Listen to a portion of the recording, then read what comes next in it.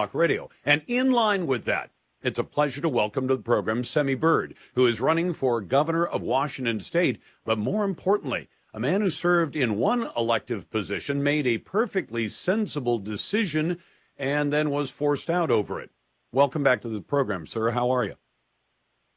I'm doing well, Lars. It's great to be back with you today. Thank you. I'm glad to have you on. Would you mind describing for my audience who may not be aware of what had happened, how 3 conservatives found themselves to be getting the boot from serving on the Washington State School Board?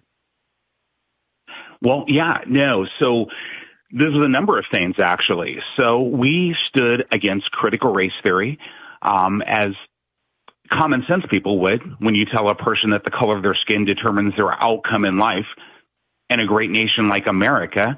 So we passed a policy that said no to that. We passed a policy that said if you are going to teach anything controversial in a classroom, you should get parents' permission first.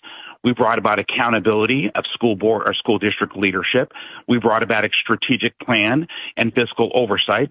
But as soon as we, in the midst of the highest suicide rate in the state, lost learning, and in the midst of a mental health crisis, as soon as we stood against an unconstitutional mask mandate and said no more lost lives of our children, then the progressive left, the teachers union, and the Democrats locally mounted this attack that said, no, we are targeting them, we are coming after them.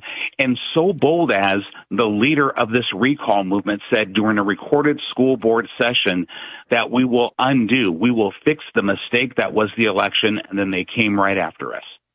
And that's it. I mean, this is what happens when somebody disagrees politically. They just say, well, then we're going to boot you off if you don't go with the conventional wisdom from the point of view of the teachers' unions and the liberal left. That's it.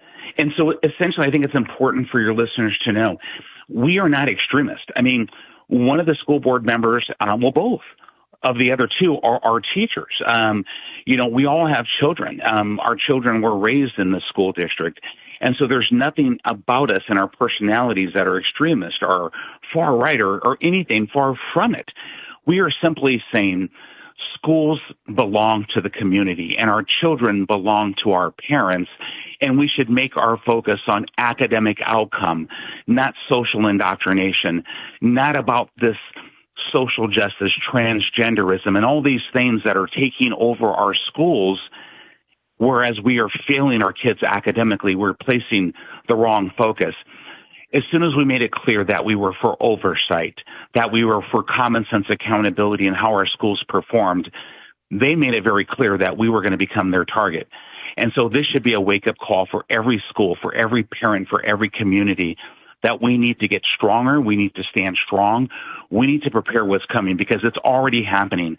The school system has been corrupted by a progressive movement that is intent on undermining parents' rights in their children's education. And Lars, I just have to say, in Washington State, we passed this horrific bill, Senate Bill 5599, transgender sex change among children, which will divide children from their parents, provide this transgender sex change without parents' approval and without their knowledge.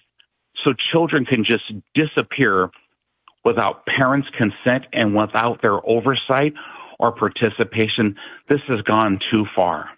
I'd agree with you. And I know you're running for governor, so you may not want to fight this fight, but let me ask you a question. You mentioned something a moment ago. The other 2 board members are teachers? Yes. Well, they were teachers, and so their hearts are with children, just like my hearts are with children and families and parents. Okay, but I've got a concern about that, because if you tell me, well, Lars, the decisions for an entire school district, including contracts with the unions, including what's going to be required of teachers and everything else, 40% of that vote belongs to teachers who have a dog in the fight. Does that make sense? It does not. And so this is what people need to understand. We have to separate out. The teachers union does not truly represent the majority of teachers in our education system. These are great and good people who go into this profession with the right heart and the right mindset to contribute, to take care of our children, to give them an education, a quality education. What is happening is these special interest groups and the teachers union themselves have taken grasp of our education system to further this ideological transformation of the education system for the sole intent of indoctrinating our children, social engineering our children, with the outcome of dividing the nation. This is a modern day plantation that I'm talking about. This is an equivalency of modern day racism. And I know something about both segregation and racism as the black man born in the ghetto, pre-civil rights, without civil rights. And so we have to wake up now. But we cannot label all teachers as being bad in the midst of a teachers union that is dead set on isolating parents out as the primary stakeholders in their children's lives. We have to separate the two. Semi Bird is running for governor of Washington State. He's one of the great conservatives out there, and you got Ferguson on the other side. But and I don't know who Democrats are going to choose. The only place I might disagree with you a bit, and I've had these arguments with teachers who call in and say, "You don't understand, Lars. I have to do what my union tells me to do, but I and many of my fellow teachers oppose it." I said, "Then stand up. The union is you. The union is allegedly representing the teachers. If a majority or even a solid minority of teachers stood up and said, knock this stuff off, we don't want to be represented that way, they'd be able to do it. Or they can fire their union if they choose to. But the union is made up of its members. And I guess it just irritates me when teachers say, we have no choice. We're being told what to do by this outside force that we control with the votes within our union. But that may be a fight for another day. I want to ask you about something else. And that is our friend Lee Finna at the Washington Policy Center points out Chris Reichdahl, the failed superintendent of schools for Washington State, actually says students didn't fall behind during COVID, but they actually gained a lot. That's the quote from this guy.